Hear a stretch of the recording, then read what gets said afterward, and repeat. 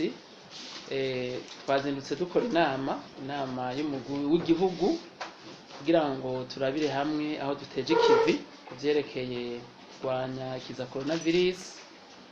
Rero icambere twagira duhumuriza bene igihugu tubashimira kandi ko bitavye akamo, kuko aho tugejeje turabona yuko bitavye mu gihugu cose kwipimisha. Rero turashima Imana yuko nkuko mubizi twari twatanguye turondera abantu bagiye hamwe nabo twatoye kw'ingwara. Rero tumaze kuvyegeranya ibiharuro byose twabonye yuko n'abari baranduye atari benshi, kuko bashika ibice 3% byabo twikeka ko boba baranduye.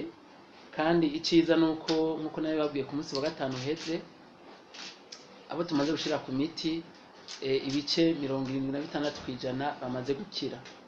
Rero turashimira bene igihugu nabo dukorana abajeje intwaro umutekano umwe wese yuko akamo twabateye bakitavye.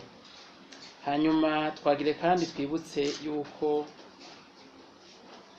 abantu bamenye yuko ingwara ya kugwara coronavirus si ingwara y'ibiterasoni, ko turamaze kubona yuko na cane cane abize canke abo bafise uburyo abifise niko novuga, usanga rimwe na rimwe basamara, ugasanga umuntu yiketse ko yanduye agiye nko kwiyuka imikaratusi canke bamwe bakaja mu byo bita amasona. Ivyo rero biratuma tutagwanya neza coronavirus, kuko imikaratusi muravumba birashobora gufasha igihe umuntu yagiye kwa muganga akabona yuko atari coronavirus, kuko izi grippe duhora tubona bijya birafasha. Rero tubasabe bumve yuko ata muntu yogira ubwoba ko yoba yanduye coronavirus canke atayanduye, kuko singwara y'ibiterasoni. Murazi yuko n'abahambaye turavye amakuru turonka mwese murabizi, tumaze kubona yuko ari umukuru, umuto, umukire, ubufise uburyo buke bitoranye.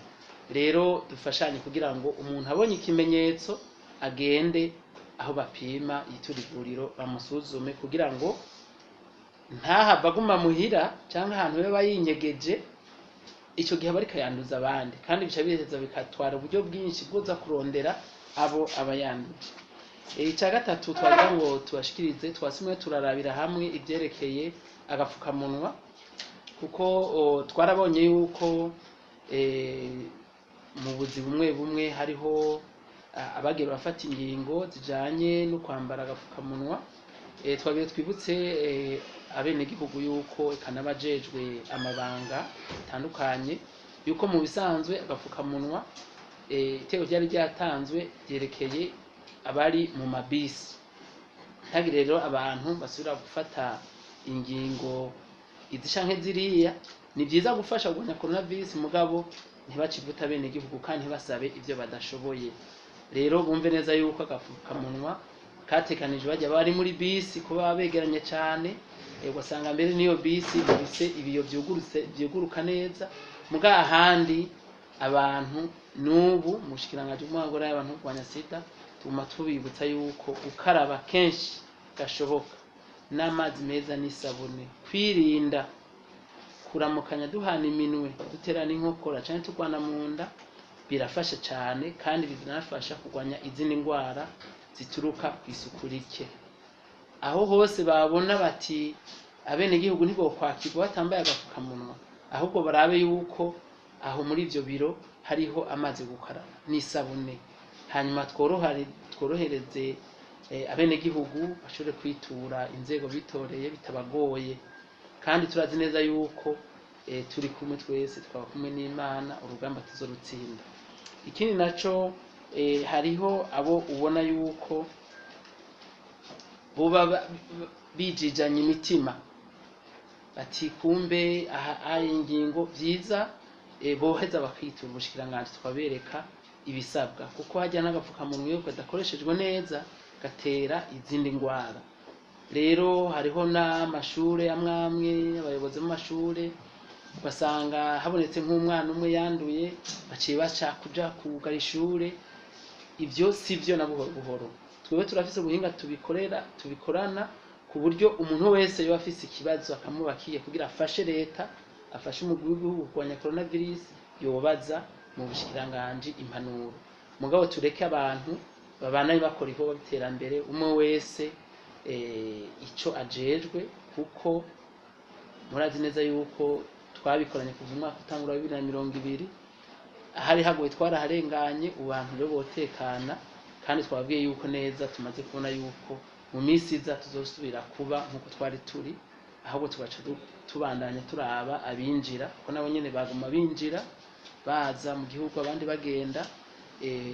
Nuko rero twabonye yuko ibintu byifashe nivyo. Hariho abantu tubona kuvyerekeye udufukamunwa nko mu masoko amwe usanga babujije abenegihugu kwinjira kugira ngo baje gusuma ngo bambaye agapfukamunwa. Twagiye tubamenyeshe yuko ivyo bitemewe, kuko mu bisanzwe agapfukamunwa nabivuze igihe katakoreshejwe neza gashobora gutera izindi ndwara, ko twarabonye yuko hari aho bigora. Rero twagiye tubisubiremwo, ntihagire umuntu babuza kwinjira ahantu canke kuja gukora igikorwa mu biro ibi canke biriya bitwaje yuko atagapfukamunwa umwenegihugu yambaye. Ahubwo tubasaba yuko ku biro byose byaba iby'abigenga canke ibya leta ngo twabishikirije, canke ahantu hari amasoko, abantu bashiraho amazi n'isabune kugira ngo abenegihugu bashobore gukaraba neza kenshi gashoboka. Iyo niyo ingingo nziza idodufasha kugira ngo turwanye kino kiza. Ikindi naco,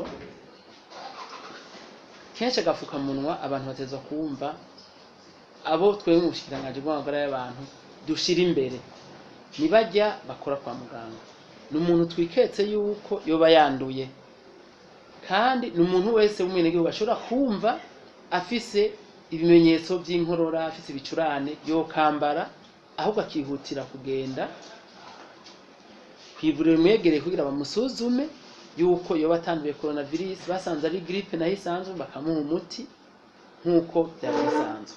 Rero abantu batekane, abantu barabe yuko haba ku mashure abana bashobora kuronka amazi yo gukaraba n'agasabuni kugira ngo bagire isuku. Hanyuma barabe yuko abantu batagenda bafatanye mu kwaha, batariko bararamukanya bagwana mu nda.